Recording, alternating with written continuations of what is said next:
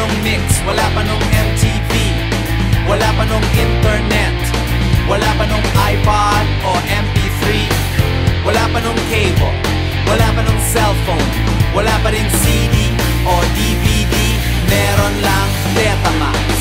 Sa Jingle Magazine, natutong mag-gitara, sinifra ang mga kanta sa cassette plaka.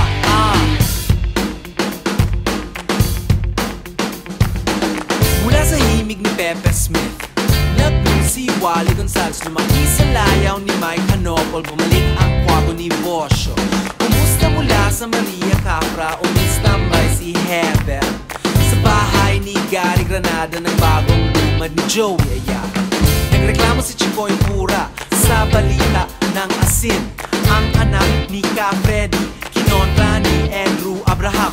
Dumupi-dumo ang Apo hiking, mga kababayan ni Francis M.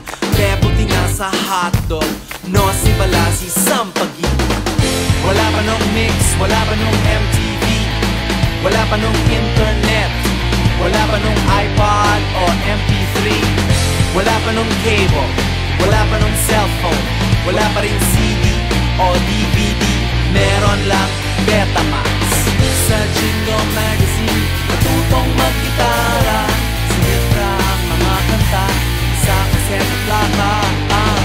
Ipagpatuloy ang daloy ng alon, ipagpatuloy ang daloy ng alon, ipagpatuloy ang daloy ng alon, ipagpatuloy padayon.